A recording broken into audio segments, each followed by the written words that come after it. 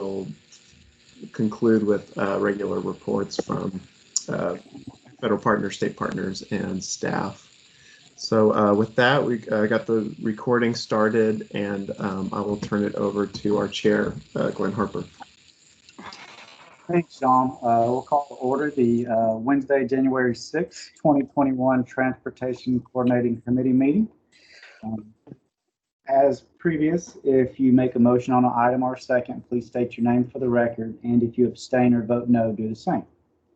The first item we have on the agenda today are approval of the December 2nd, 20 meeting minutes.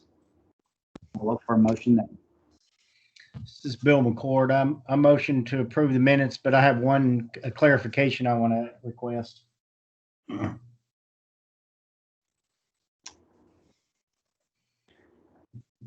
Okay, go ahead with the clarification. It would be on, my pages aren't numbered, but it would be on page 3 of the minutes under regular reports, subsection B, T-dot report. The fourth sentence or fifth sentence says a letter of interest is due on January 15th, 2021. I think that's correct as it was discussed at the meeting, but I understand that an actual application, a full application, and not just a letter of interest is requested. So I just wanted to get that clarified. I wasn't sure if that's correct or not. That's correct, Bill. Yes, there is no letter of intent. It's just an application. And I'm sorry for any confusion. Okay, then I guess that needs to be changed to application as opposed to letter of intent, or letter of interest, I guess it says.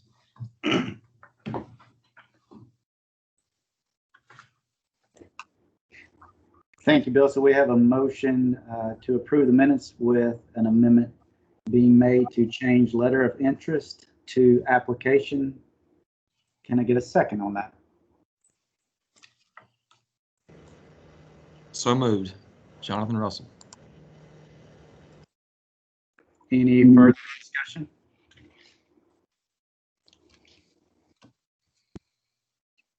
All those in favor? Aye.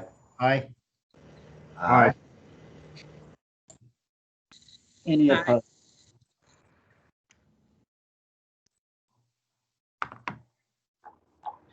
Great, the minutes are approved. We'll move on to item number 2, which is public comments.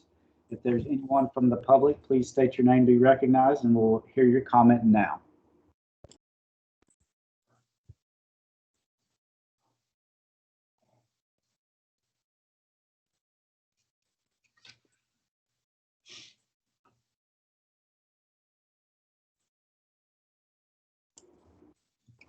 Hearing none, we'll move on to our first and only action item for today, which is to endorse the draft 2045 Regional Transportation Plan for public review and comment. And I will turn it over to Sean Falzer to present this item. Great, thank you, Glenn. So I think we're getting close to the final stretch of the Regional Transportation Plan. Appreciate everyone's hard work over the past year to move this along. I think today I wanted to just go over kind of where we are to date. I know we have, hopefully you've had an opportunity to look through the document that's available at the GNRC website. We have under the draft RTP files, not only the 6 different chapters that we've captured for the Regional Transportation Plan, but also a number of appendices related to the different elements of the plan. And so, you know, within each of those, you can pull through and identify some of the issues and trends and data analysis that we've conducted, identify some of the transportation strategies that we're promoting through the plan, as well as identifying some of the implementation and monitoring moving forward to ensure that we can be implementing what we set out to do through this plan. And that's available at our website here, and so you can access all of those appendices and chapters. What I also want to showcase In addition to that resource, we've also prepared a RTP project application that allows you to see all of the projects that are submitted, including those that are funded, both by project applicant, by improvement type, and by funding horizon. And not only to see those projects and you know their termini and location, but also to see how those projects are in proximity to some of the transportation needs that we've identified, some of the high crash locations, some of the areas of future population and employment growth and development. Also, you know, in projects in relationship to some of the environmentally sensitive areas in the region, and also in relationship to some of the vulnerable populations that we've identified within the region. And so that's a great resource as well. You can access that through the link provided, and allows you the ability to, you know, not only see these projects, but then highlight the specific data measures that you or needs that you want to look at the projects in relationship to, and you know, being able, the ability to zoom in and out across the region. And so feel free to explore that resource. We've continued to enhance it as well, which I'll talk about in a moment. So what I think the last time we provided an update on the regional transportation plan, that was apologize for the background noise. That was to submit the draft plan for to the state and federal partners for their compliance review. And the TDOT and FHWA and FTA have completed their review, and just wanted to highlight some of the comments that they submitted that we're working to address. One of those being to incorporate additional narrative on performance measure targets and baseline data, which we're working to do and which we'll discuss on the next agenda item. Also to include some additional information on environmental conservation areas, natural and historic resources, and how those relate to some of the projects identified within the RTP. And so that's another component that we've added into that RTP project application to make sure that you can, you know, view projects in relation to those data layers. Also including additional discussion on security, which is a very timely topic. And then two other components that are we're working to address as well is to ensure the financial plan is fiscally constrained. I'll talk a little bit about that in a moment, and then providing the opportunity for public review of the plan, as indicated by the public participation plan, which is scheduled for the next month before adoption of the plan in February. And so I'll talk through kind of the schedule for that public review and comment period in a moment. Just kind of responding to that comment on the conservation, historic, and resources, we've added in an additional tab to that project application that allows you to view specific environmental layers that we examined throughout the planning process. And I think in the previous tabs you can look at all of the environmentally sensitive areas kind of aggregated together, but this allows you to pull out specific resources such as the historic places or protected lands. We've also added in a tab for vulnerable populations so that you can look at any of the 9 vulnerable populations identified within the area, as well as some of those highly vulnerable population areas that we identified. Kind of going back to the working to ensure fiscal constraint. So we've received some updates from TDOT. One of the outstanding items I think that we had mentioned when we before submitting to the plan for the compliance review was we were still working to confirm some of the details on some of the TDOT projects submitted for consideration. And so we're confirming those cost estimates. Only several projects I think that are still verifying that the project cost estimates on those. But I think through the compliance review, we did hear from TDOT that a lot of those projects are contained within the Improve Act, and I know that there was discussion of Improve Act projects and the amount of state funding that would be provided to advance those, and TDOT's guidance based on our question on what funding assumptions to assume for these Improve Act projects. They did request that all of the Improve Act projects contained within the RTP document assume an 80% federal, 20% state share, and so I think given that the majority of those TDOT projects are assuming a heavy federal share of funding, that's likely to not open up too much money for other projects to be added to the fiscally constrained plan. And so I think the draft project list that we showcased earlier before submission is largely going to stay in place. Some of the additional updates that we are working with through TDOT just to ensure fiscal constraint was incorporating some of the updates to funding sources, shifting some of the projects that were identified from the NHPP funding source to the SDBG funding source.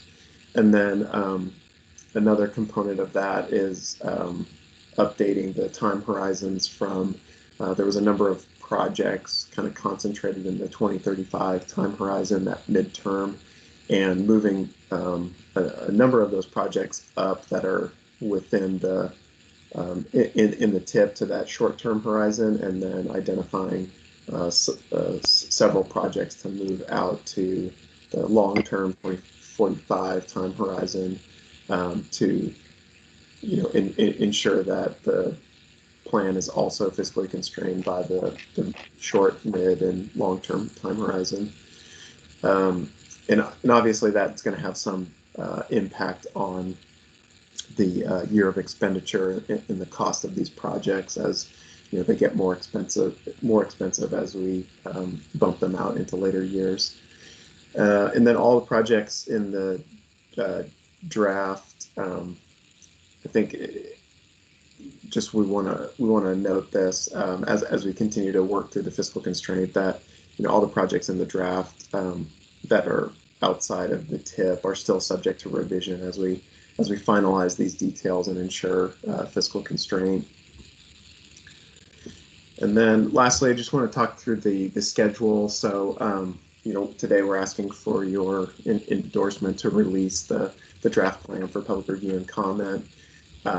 We are scheduled to start that public review and comment period in the middle of the month, January 15th, and that's to have the full 30-day required public review and comment period on the document.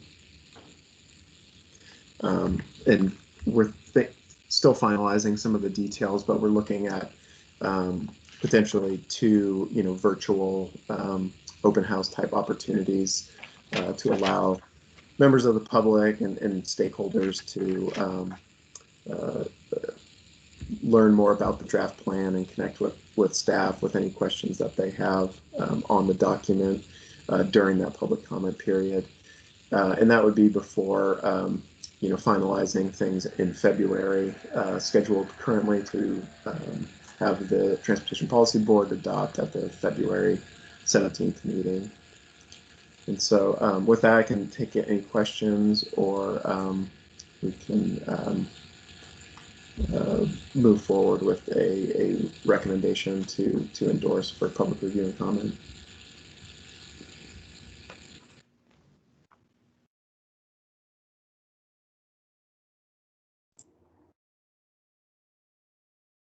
Thanks, Sean. The floor is open if there are any questions regarding this item.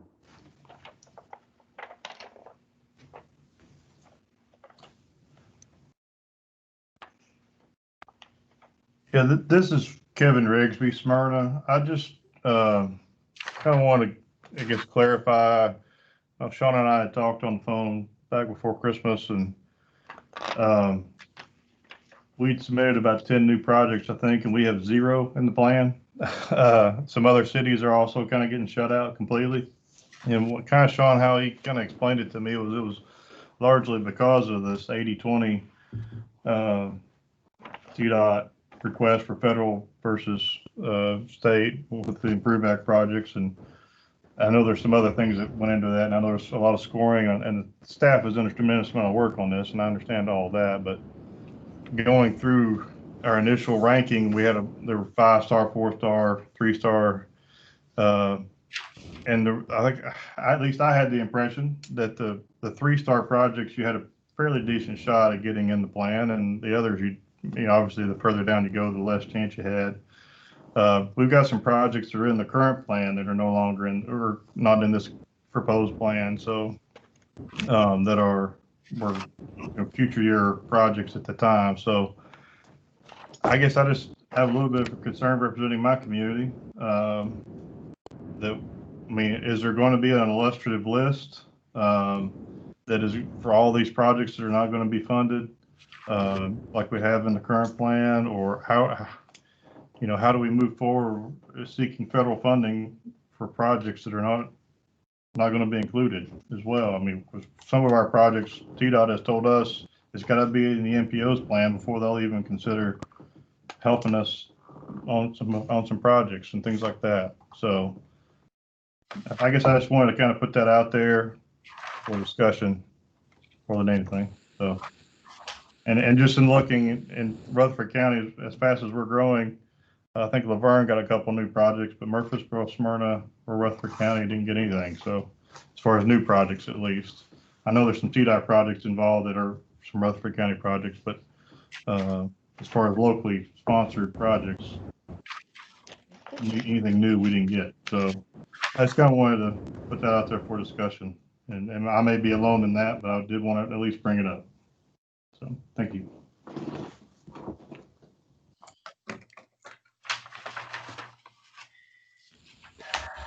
Yeah, thank you, Kevin. And I can, kind of add to that. I think there's a couple of different factors that have, contributed to the challenge in trying to advance some of the local and locally submitted projects. I think, one is the Improve Act component, and I think that can be further broken down into a number of the Improve Act projects that were, initially considered. I think the estimated cost on a lot of those projects are more substantial than initially anticipated, and so, as we have incorporated those projects into the RTP process, not only the cost of those projects has been significant, and in addition to that, the component of the those projects relying heavily on a federal share of funding to be implemented. I think two other components to mention that are critical factors is, between the last plan and this plan, our revenue assumptions have been fairly modest with this plan. I know we're programming more money. However, the revenue assumptions, I think, this time around are about 2% annual growth each year, whereas the last time around was closer to the 4% figure. And so, as we continue to add year of expenditure and inflate these projects out, they're getting more and more expensive. And the revenue is really not there to keep pace, and so the ability to advance some of these projects is kind of diminished between the last cycle and this cycle. If TDOT, feel free to add any additional context that on the Improve Act that I might be missing, but I think that those are some key components that are obviously challenging this time around, and may explain some of the limitations in being able to advance some of the local projects.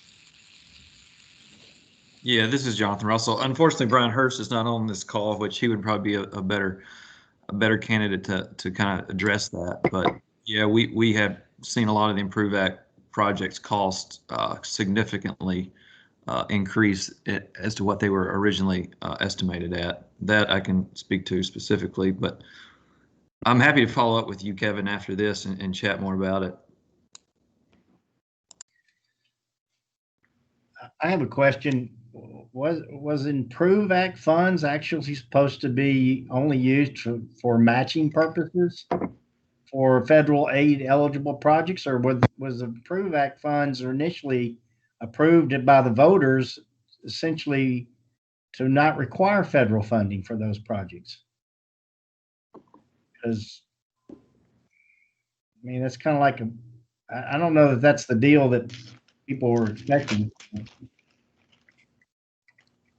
And what percentage of the allocation for this plan period are being consumed by improved project funds?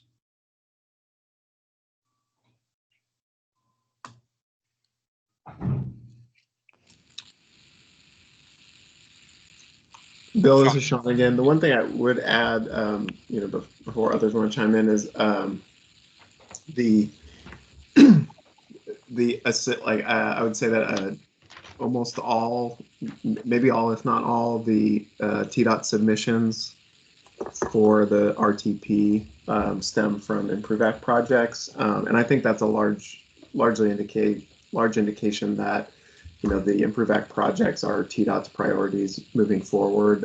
They've kind of set the priorities of these 962 projects to deliver in the I think initially a 10-year window, likely longer than that. But I think the other thing to add would be that I think the limited funding that is available for transportation, the inability to advance a lot of these key priorities that all of our communities have identified is kind of an indication of where we are as a region, struggling with coming up with some of those local dollars to really leverage the federal funds, and so not to doesn't make it any better, but I think it's one of the continual challenges that we'll experience. Okay. So Kevin, I did find a couple of projects that you do have on the physically constrained list. They're on the 4th page near the bottom, but they're not large projects. But yeah, this is what I feared, and I mentioned at meetings long ago that our project listing would whittle down quite a bit because of the cost of construction. So that's why we're seeing, I guess, a lot of the existing planned projects disappear, or at least disappear from the physically constrained list.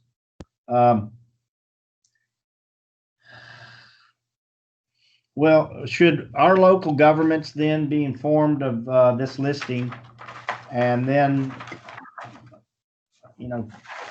some of the local priorities may shift, knowing that these funds are going to be limited, or that some of the projects that are on the illustrative list may be preferred over some that made the list, the cost feasible list at the local level. I think some of those local governments might be interested in, I know this, it's almost we're to the finish line right now, but knowing that a lot of are being kicked out,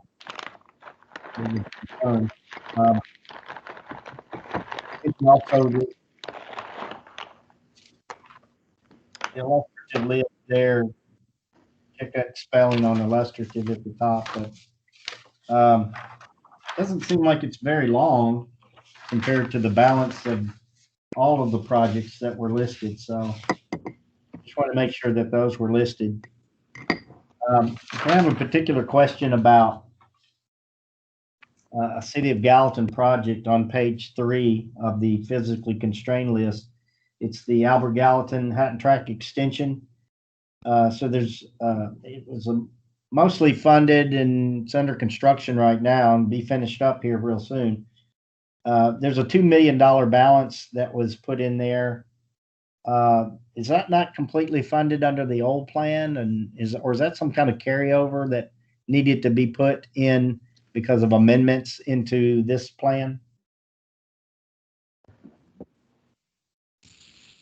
Sorry, say that one again, Bill. The Yeah. Albert Gallatin. Yeah, that extension. It's in the middle of page 3 and 4 of the physical cost. There's a $2 million federal. I mean, this project's essentially complete. It's under construction right now. So does it really need to remain in this plan, or is it just a placeholder? I think that's to reflect the short-term programming in the tip, Bill, to make sure that it's there as you go to access any remaining funds you need to complete construction on that. Okay. Well, yeah, it does show $2 million. So that would be, are there other projects like that that may not really draw from this new plan other than kind of having a placeholder and insurance policy?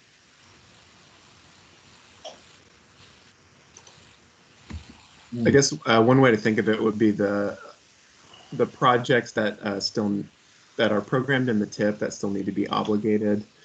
We want to capture those in the RTP as well, and then those are kind of synonymous with our short-term commitments. And then obviously there's more of the midterm to long-term projects as well in the 2035 and 2045 horizon that are not currently programmed within the tip. Okay, and then one last question I have is with the many other communities, our multi-use pathways, greenway projects got kicked off to the illustrative project listing.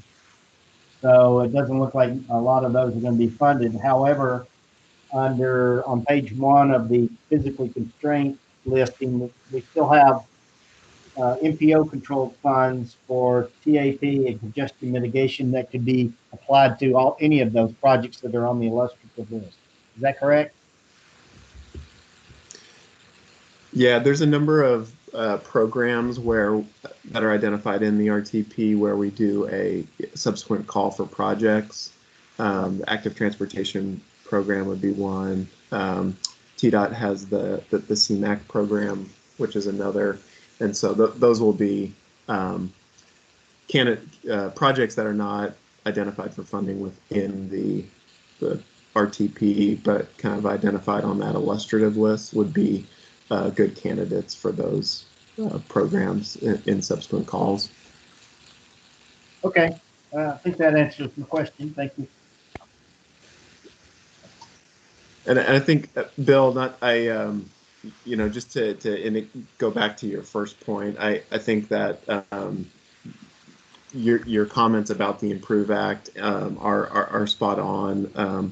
I think that is this RTP process is an opportunity to, revisit some of those priorities that have been submitted by TDOT, contained within the Improve Act, and it's an opportunity if the funding assumptions have changed from what was initially proposed or known by a lot of the entities that were involved, then that it might lead to further conversation and discussion about what those priorities moving forward should be if there's not going to be enough revenue available and particularly not enough state revenue available to address all of those projects that have been identified on the list.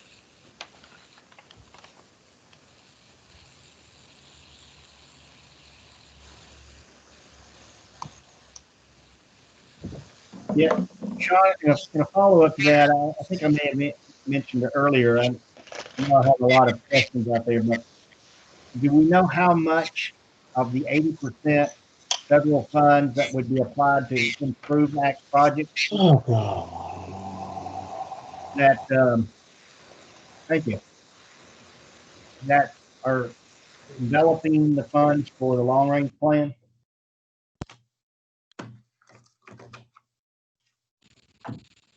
Let me reiterate that, make sure I got it correct. So the percent of Improve Acts projects submitted by TDOT are captured in the 80-20. Right, in the 80% portion.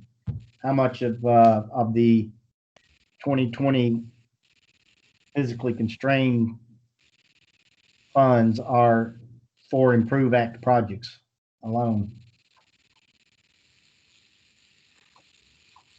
Of the 10 billion. Yeah, I'd have to look into that. I think it's a significant portion, given that the NHPP funding and a significant portion, or almost all of the NHPP funding and STBG funding statewide are dedicated towards Improve Act projects, and those are the most significant share of the revenue that we'll be receiving over the 25-year horizon. But yeah, I can double check and get back to you with those numbers. yeah. I just suggest also that you provide a total at the end of each of these tables of all of the 2020 cost estimates and the federal share, or year to date on the last column.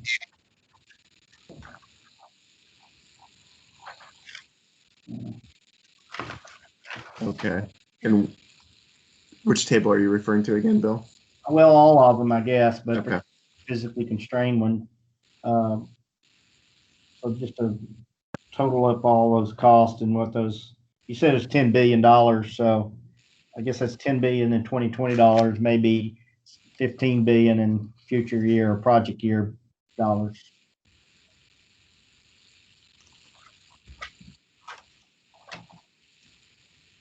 Yeah, we can do that.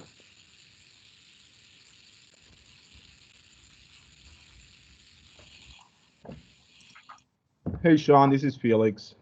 I think this is kind of a concern, and what I've heard being expressed by some of the jurisdictions, and with this change, and I wish there was somebody from TIDA that could speak more about this at this meeting. My hope is that at least at the board meeting, they can have somebody that can address this issue with a little bit more detail. Because this is definitely from what I'm hearing, a major impact on what some of the jurisdictions are planning with their projects and how it affects the plan as well. So I will just at least make that suggestion. I know Jonathan doesn't have all the information, so I understand that.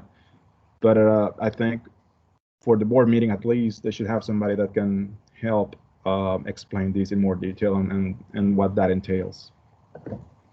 And Felix, we can make sure that happens. I mean, as far as TDOT's perspective, is we have a lot of Improve Act projects, and as was mentioned earlier, the initial goal was to get all of these projects at least to construction within 12 years. That number has increased. I think the latest number I've heard is to construction within 15 to 16 years because we didn't get the full initial Improve Act, what we thought we were getting. That being said, I mean, our goal from TDOT is to submit these Improve Act projects because they will, be complete by 2045 by the most part. So outside of that, I don't know what TDOT can really do. If that pushes out some local projects, I mean, that conversation's way over my head. But TDOT's goal was to get these projects in the MTP, and that's exactly what we did. So yeah, I mean, I will make sure that at the TBB meeting in 2 weeks that this is addressed more appropriately, I guess you would say. But as far as TDOT's concerned, we submitted the projects as we have them. So I don't really know what else to say about that.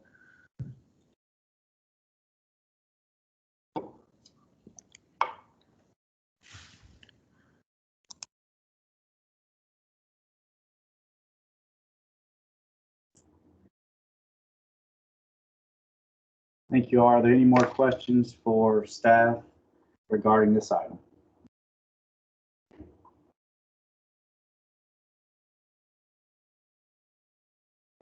Hearing none, what we're looking for today is a motion to endorse the draft 2045 Regional Transportation Plan for public review and comment.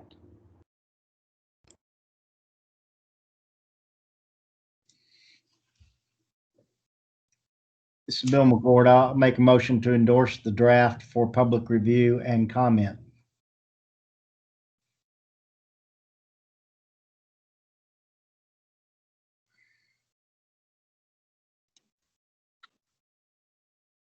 This is Josh Sudduth. I'll second that motion.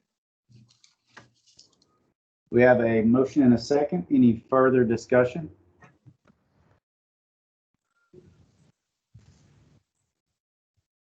Hearing none, all those in favor signify by saying aye. Aye. Aye. Aye. Aye. Aye. Aye. Aye. I disagree. This is Billy Higgins. I just think this is a last minute. There was some last minute changes with the funding sources, and we didn't, as a region, I wish we could have had more input onto this. When TDOT says they're going to fund Improve Act projects with 80% funding, that affected us as a region and what local jurisdictions had for choices.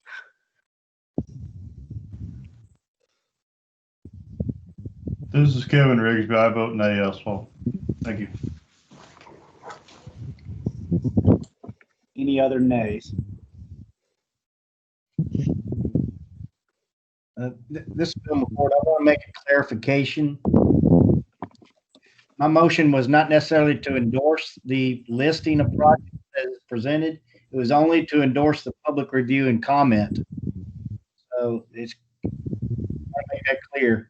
It's only for public review and comment that we're making the motion, not for an endorsement of the listing. You're correct. That is the action today.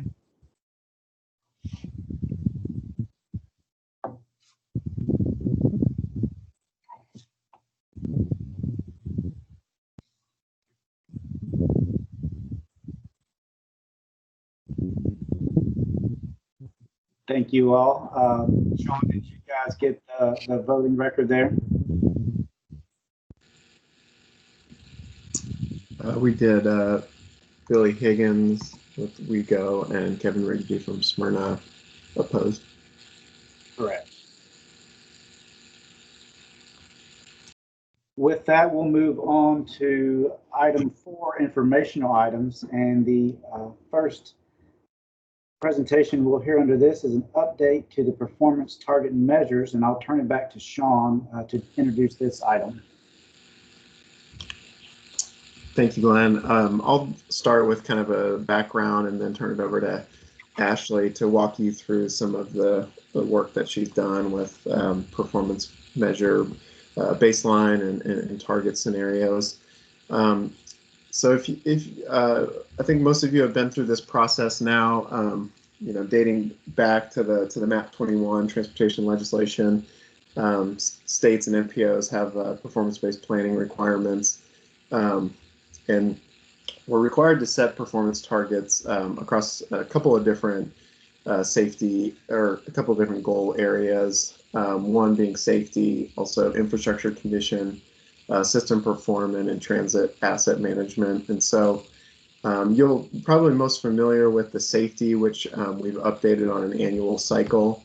The 5 different measures relating to safety capture fatalities, the fatality rate, serious injury rate, and then the non-motorized fatalities and serious injuries. Ones that we don't revisit as frequently that are on a 2-year cycle is the performance measures related to infrastructure condition and system performance.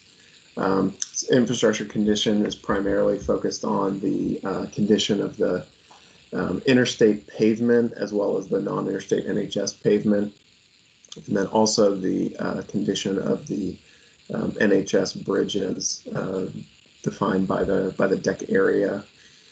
And then on the system performance side, really focused on the travel time reliability, both on the interstate system, the non-interstate NHS system, and then specifically for interstate truck travel time reliability. And so we'll kind of pick back up on the safety. We had conversations over the summer when we were talking about safety data and trends within the region. I think in August and September, and we focused on kind of moving towards a regional target specifically for fatalities and a couple of different scenarios associated with that. And so I want to carry that discussion forward today, focusing, kind of continuing to move down that list and utilizing that same framework for fatalities and applying that to the serious injuries as well as the non-motorized fatalities and serious injuries. And then we'll also go through a quick update on the infrastructure condition measures and the system performance measures based on some of the recent updated statewide targets from TDOT. So just a quick background. In the summer, we focused on the couple of different scenarios for setting regional targets for safety performance measures, and we started initially with the number of fatalities, which was probably the easiest one to wrap our heads around and to focus on, because we want to achieve the goal of improving safety for the region and reducing the number of deaths on the roadway network. And so we based on some of the survey results from the TCC members and Transportation Policy Board members, we ultimately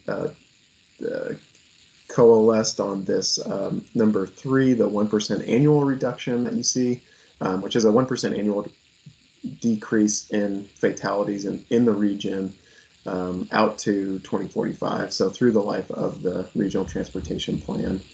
And this is where I'll transition it over to Ashley, and she'll kind of remind you on the process that we utilized in identifying kind of that target for fatalities within the region, and then she'll walk you through some additional work that she's done to kind of apply the same methodology for serious injuries and non-motorized fatalities and serious injuries within the region. So with that, I'll hand it over to Ashley. Thank you, Sean. So here we have a graph showing in gray the annual values for fatalities since 2005. And in the dotted gray line, you can see the 2020 values we just got in this week. Those aren't finalized yet. And then we have a black dot showing the baseline. So I want to point out that this is true for the other 2 scenarios that I'm going to show you today. We used the 2015-2019 baseline value as the starting point to create these different scenarios. So for fatalities, the baseline was 197. And so if we cap it at the baseline, the target is 197 over the life of the plan by 2045. If we take the 1% annual reduction scenario, we have a target of 152. And if we take the overall 50% reduction, we have a target of 99. And if we went with Division 0, we have a target of 2. And if Sean will go to the next slide.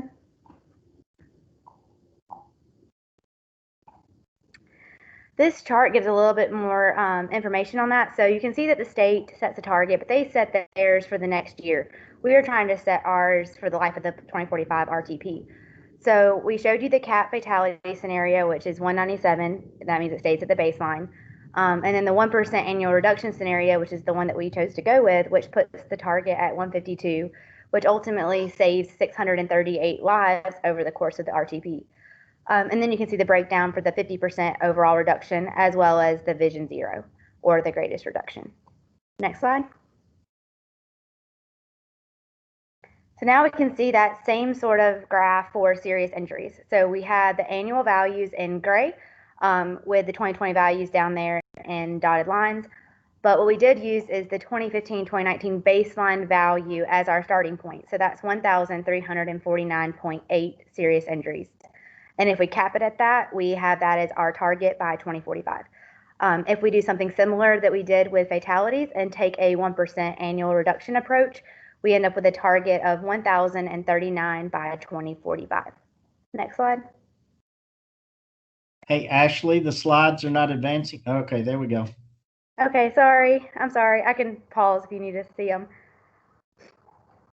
Ashley, we're on this trend line slide 2. Can you just clarify the change in the definition of serious injury for folks?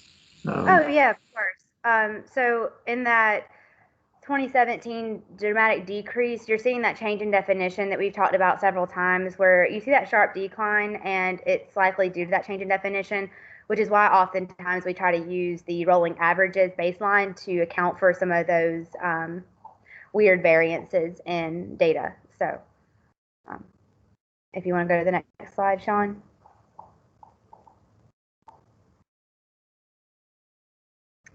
So here we have the same sort of chart where you can see the state's targets. Like I said, they set theirs for the next year, and we're looking at the 2045. So if we cap the serious injuries at the baseline, we end up with a target of, like I said, 1,349.8 by 2045. And if we do similar to fatalities and take a 1% annual reduction scenario, we end up with a proposed target of 1,039.4, which is an average annual number of 1,181.9.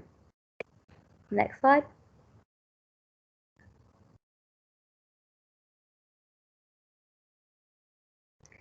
Here I'm showing a similar graph, but we're looking at non-motorized fatalities and serious injuries. You can see the historic trend in gray, and then the 2015-2019 baseline that we used as our starting point, which was 178.6.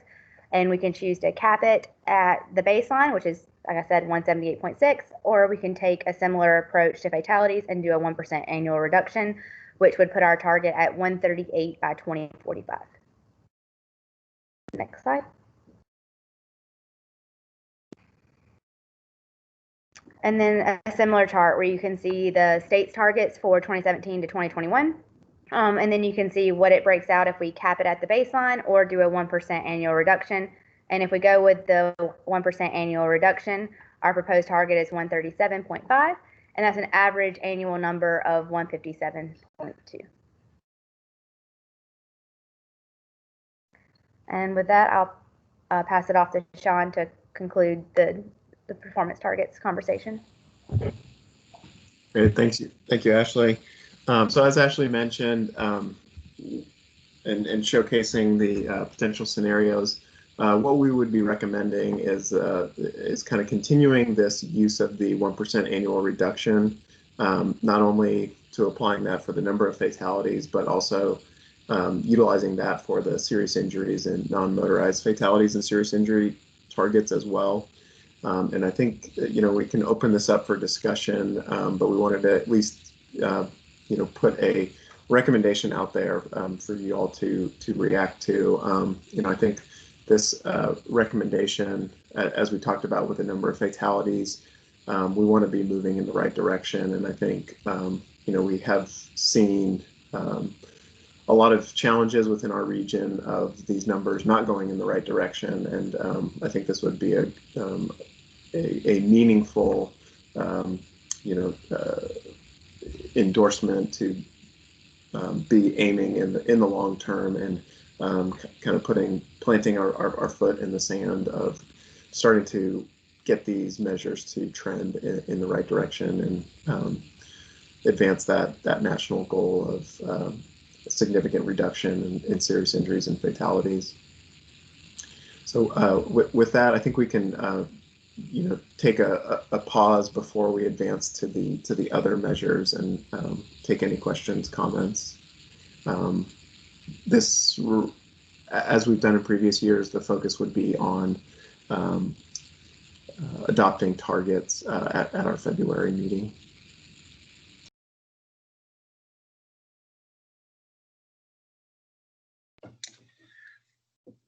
Sean, in the data that was presented for serious injuries and fatalities, is that comparing the same geography of the MPO area, even though the parts of Murray County and Robertson County were added to it a few years ago? Did you go back and include all of the whole of the counties to register that data? It shouldn't be significant, but it might have some impact. Yeah, the entire counties were pulled in for this analysis. So the entirety of each of those counties within the MPO. Okay. Yeah. Historically, not just recently, but okay. Correct.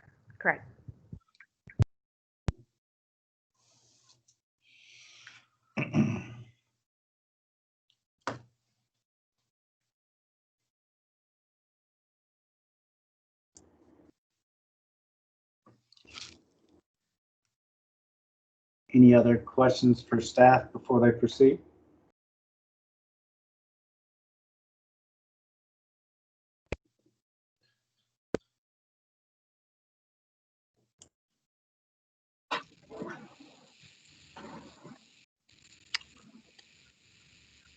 This is Josh Sudduth. I did have a question for Sean or whoever might be able to answer. What will the change in course be that the MPO will be taking in order to accomplish the 1% reduction?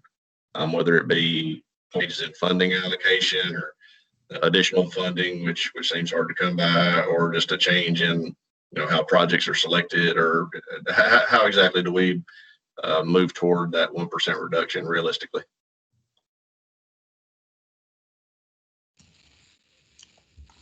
That's a good question, Josh. I think one way that we did that through the RTP process, you all participated in the goal weighting process where safety was the top goal identified of our 6 main goals. And so I think that that helped in the evaluation process of identifying projects by safety being kind of the largest weight of the evaluation process of identifying a number of projects that are more likely to address safety concerns through the process. But obviously one of the challenges is, as you mentioned, is we weren't able to fund all of those projects that may have elevated high on the safety front. And so I think our goal with this process is, we need to continue to evaluate the set of projects for the progress that they're making towards safety, but continuing to elevate the importance of safety in all of our funding processes, whether it be through the RTP or subsequent calls for projects through our other programs like the Active Transportation Program.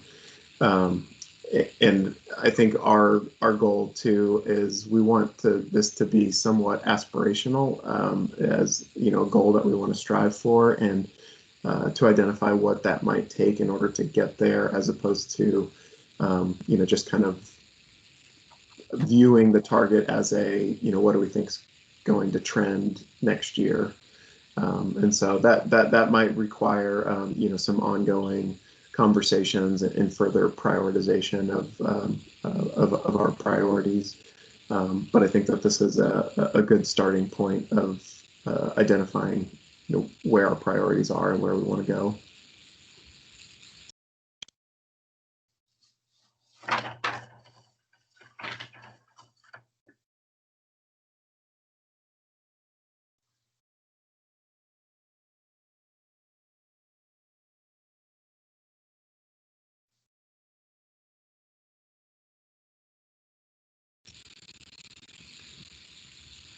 If there's no other questions on the safety, I can continue on to infrastructure condition performance measures.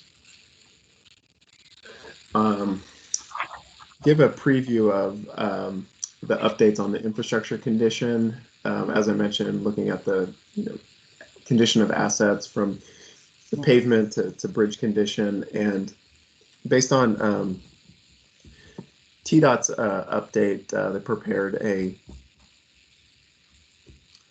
biennial performance report that they submitted to FHWA. There weren't significant changes based on the performance of between the baseline and the 2-year update. They only proposed adjusting the 4-year target for one of the measures, that being the percent of poor non-interstate NHS pavement, and a slight adjustment from 4% to 5%.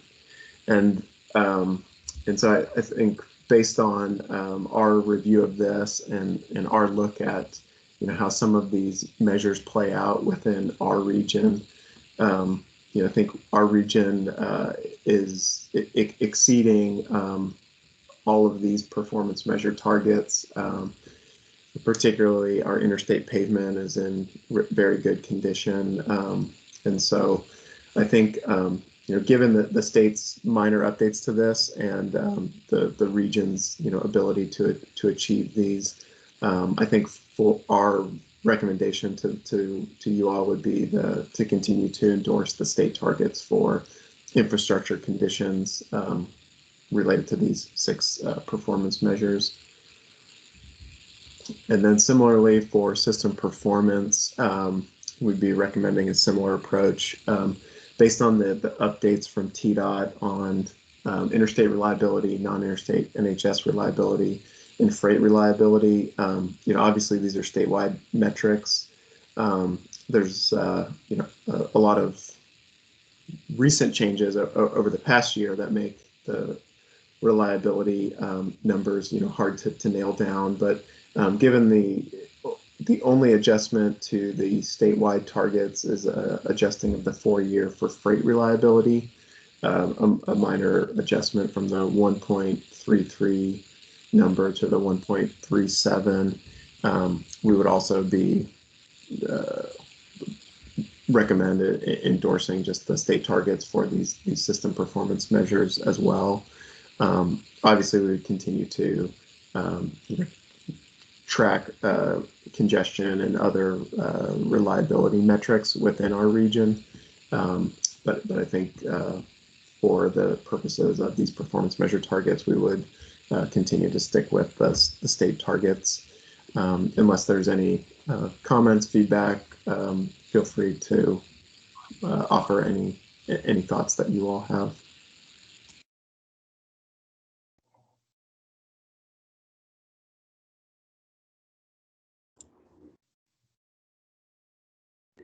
Thank you, Sean. Any additional questions for staff on these performance measures?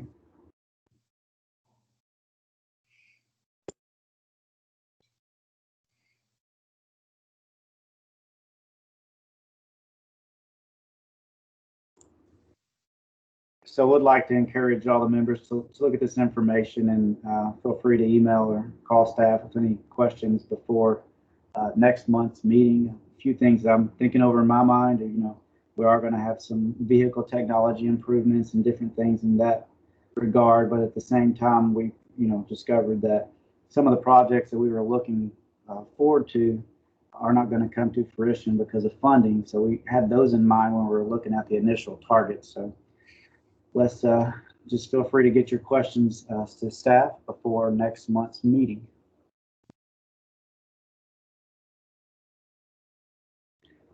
With that, let's move on to the next informational item, which is overview of the Urban Transportation Planning Grant.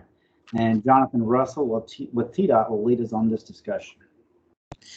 Yes, thank you so much. And real quick, before I get started on this, I just want to say to all of those, Felix, Billy, Kevin, Bill, your comments are not on deaf ears, and I will make sure that everyone has a real good clarification on what's going on.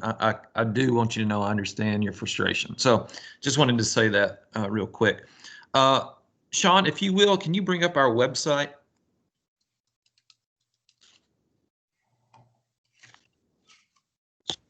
I know that we spoke about this at last month's meeting. This is the first year we're doing a transportation planning grant in MPO planning areas. Like I said previously, we've done a grant for about 5 years, since early 2015 for our RPO communities. We've done 64 different plans in the last 5 years, hugely successful. But we saw a need to do this in the MPO areas as well. So this is open to all 11 MPOs. This grant can fund various things, pretty much, stretches the gamut: corridor studies, bike ped plans, TSMO plans, anything transportation related. It basically can be funded, with the exception of anything that would require any engineering type work. So if it was a TSMO plan, it could do your signal timing plan. However, the funds couldn't be used to actually open the controller. That would be separate. That would be on the local municipality to handle that cost. But $200,000 a maximum award. The grant opened up on Monday, on the 4th, and it's due by next Friday. I know there was some confusion about, is there a letter of intent or an application? Initially, we had thought about doing a letter of intent, but we decided that was probably too much trouble just for this. So it's just an application. I had heard from a couple members earlier today that the application wasn't loading online. I did update our website about an hour ago, so that should be fixed. But if not, I'll make sure that you all have the application. Sean, could you pull up the application real quick? If you have that.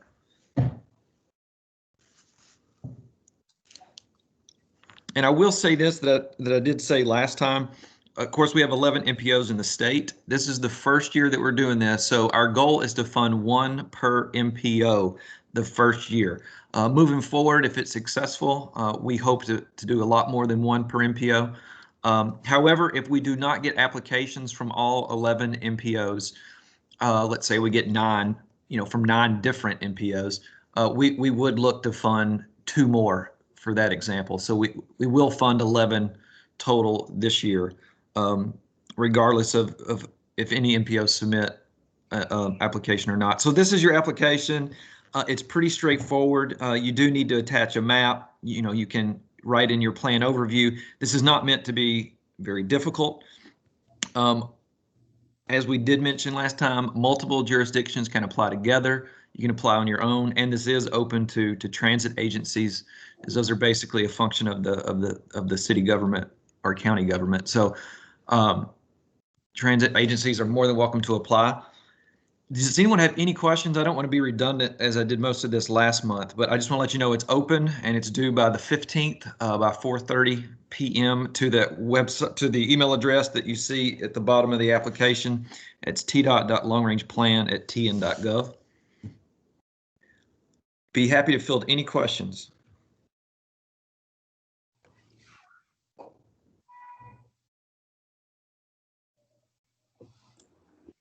Jonathan, is there a limit on the plan overview? It looks like, is there, how much can you attach in there? I know you don't want a lot of text. You can attach as much as you need. I mean, don't write a book here, but yeah, you can attach as much as you need. Okay.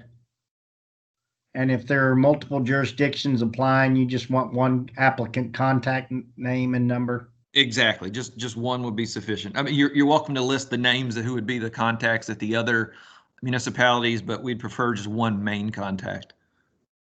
Okay.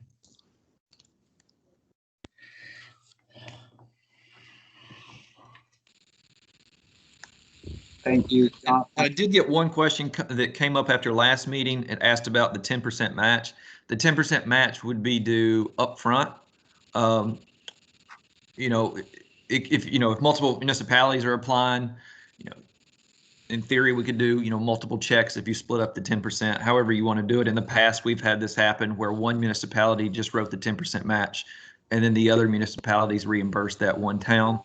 There's multiple ways you could do it, but we would have to have the 10% match before the notice to proceed is given.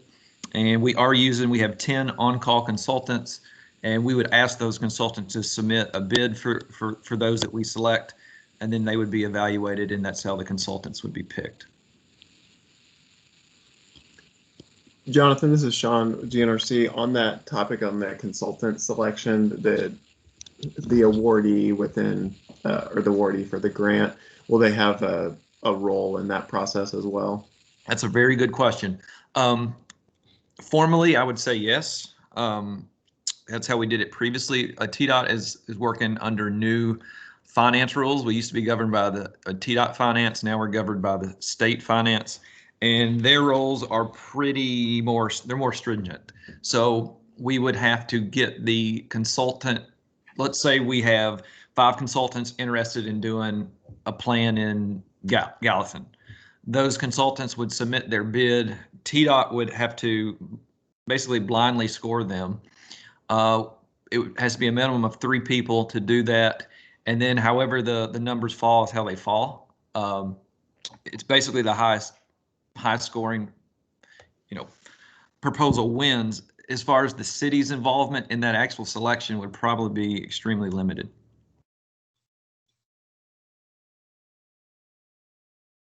So I don't know if that's the answer you're looking for, but unfortunately that's how it would more than likely shake out.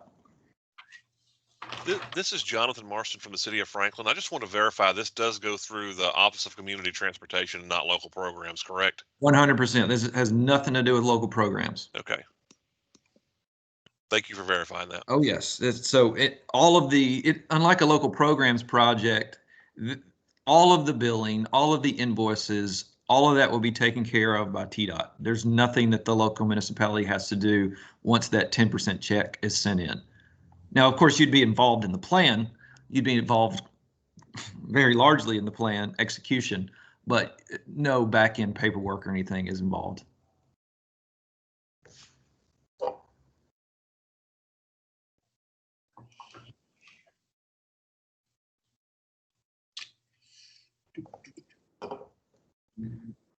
Thanks, Jonathan.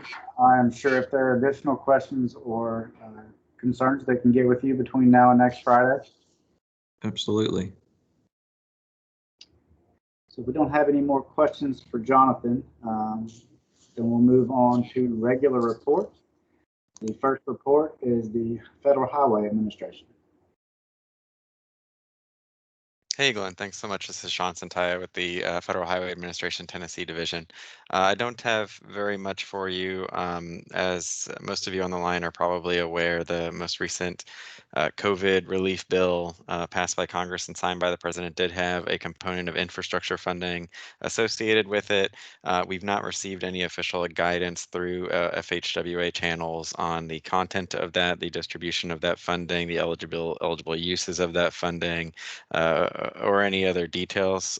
So I cannot speak to that with much certainty today, but I would encourage you guys to, through your industry conversations, through AASHTO, AMPO, through those various means, there is information that is being, information analysis that is being performed and shared on the content of that. And as soon as we get anything through our official channels, I will absolutely share it with the GNRC staff as well as all the other MPOs across the state.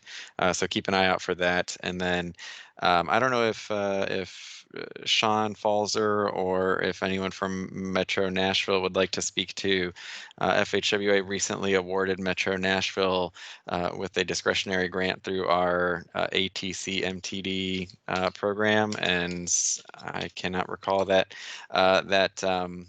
acronym offhand, but it's for a Charlotte Pike Transit congestion management project, and I'm totally butchering it. So I'd appreciate if Sean Falzer or if one of you guys can help me out in sharing that news. But that was a discretionary program through FHWA that the region is going to be receiving. So we're always excited about additional funding coming to our area. So those are the only updates I have. I'm happy to take any questions that anyone on the committee might have. But otherwise, I appreciate the opportunity. Sean, there's a reason why you can't remember the acronym. It's Advanced Transportation and Congestion Management Technologies Deployment. There you go. I appreciate that, Sean. I'm reading off the website.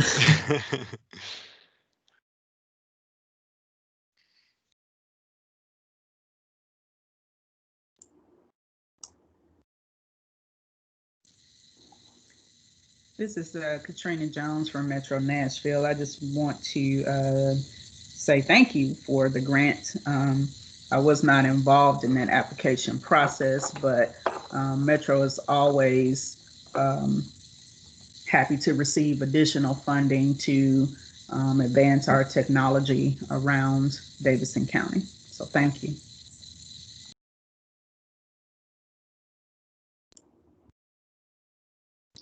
Thank you, Sean, and we will stand by for the COVID relief bill update, and congratulations, Metro. The next report we have on the agenda is TDOT. Jonathan, do you have anything additional for us today? Glenn, no real additional updates.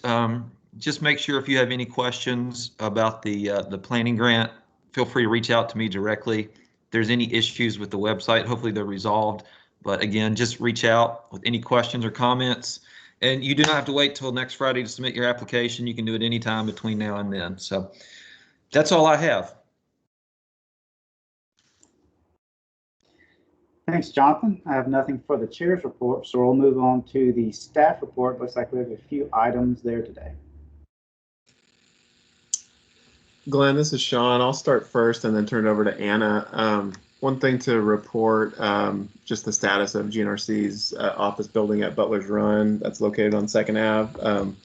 There's not significant damage within the office, but the building is currently being assessed for structural damage, and so staff's not going to have access to that building in the near term, but we'll keep you posted on any updates on that.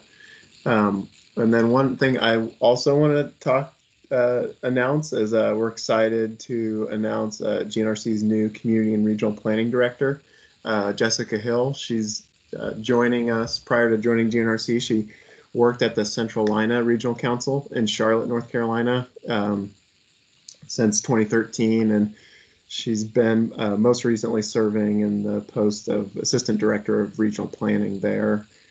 She brings experiences, a lot of experience in land use and transportation planning, and she's led multiple large strategic planning initiatives, as well as local community technical assistance projects focused on those issues. And so please welcome her to the Nashville region, and I've provided her contact information as well if you want to reach out to her. And then I'll turn it over to Anna Emerson, who's going to give us a couple of updates. Yeah, thanks, Sean. I appreciate it. And hello to everybody. Even though Sean Santaya has already given us a bit of a briefing on the new COVID-19 relief funding recently passed by Congress, I'll just drop a few more details on your plate quickly. You may have heard that the most recent Consolidated Appropriations Act, recently signed into law, includes $9.8 billion of pandemic-related relief funds nationally. Of that funding, Tennessee's estimated allocation is about $211 million. And then of that, Tennessee MPOs with a population over 200,000 will receive an estimated $51.2 million total dollars. Our organization, of course, is included in that group, and our suballocated amount that we are projected to receive is about $18.2 million. I definitely want to make you all aware that this money is going to be available at a 100% federal share, so that means no local or state match is going to be required to use these dollars. So that's definitely more advantageous than our typical allocations that we receive. However, these funds do have an expiration date of September 30th, 2024. So once we're able to get some more clarity on the exact eligibility of this funding and any potential requirements as they pertain to its allocation among our members, we're going to need to move pretty quickly on figuring out exactly what we're going to do with this funding. So as we continue to seek that guidance, we will definitely keep you guys all posted as soon as we feel good about our level of understanding and our ability to move forward on this funding. And then our next item, if you would flip the slides for me, Sean.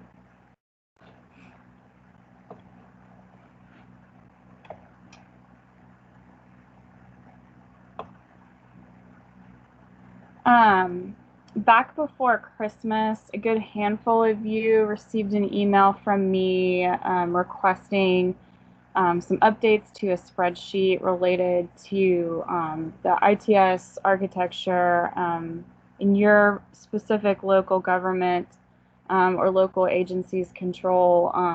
And we're looking for these updates so that we can include these components in the update to our regional ITS architecture that we're currently working on with some consultant assistance. So if you received that email from me before Christmas, and I know that's kind of a rough time of year to get things done sometimes, we would still love to get a response from you if you don't mind. It should be a fairly simplistic exercise, even if you had a fair amount of components listed on that spreadsheet. So if you could give those responses to me by close of business on Friday this week, we would really appreciate receiving that still from all of you. And next,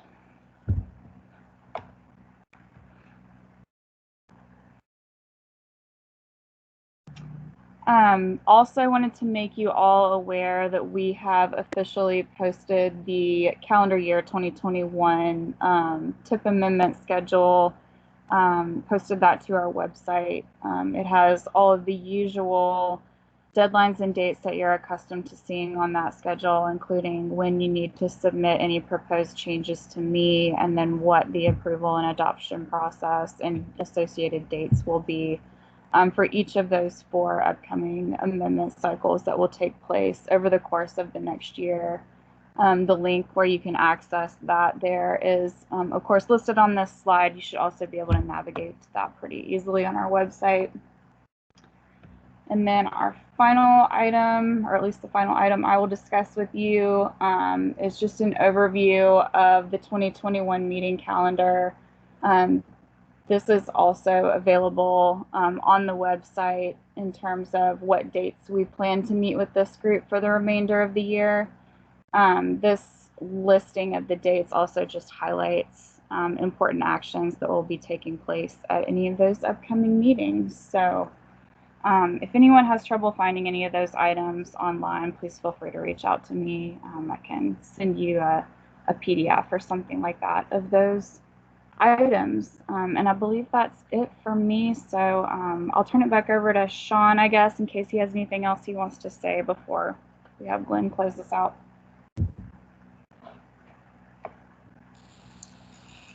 Thanks, Anna. I don't have anything else to add. I think, Glenn, if you want to close us out, or if there's any other member updates. I have a question about the COVID relief funding. I realize it's new and it's a lot of unknowns out there, but 18 million for the MPO area, is that to be targeted, or should it be targeted by policy to, say, transit improvements, transit projects? I don't think that we would be comfortable in speaking at this time about any potential goals for how we will target that funding. I will say that some of the language we have read so far is that it's intended to be used in areas that will help us recover from impacts related to the pandemic, and to kind of be used as a stopgap for projects, or yes, potentially maybe even operators that have experienced trials related to the pandemic. So we'll definitely keep everybody posted about what decision we make about how to move forward with those when we have a little more clarity. But thank you for bringing that up, Bill. Thank you.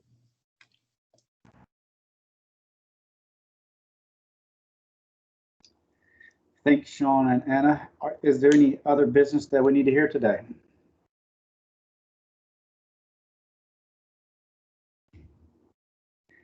Hearing none, thank you all, and we'll be adjourned until the February meeting.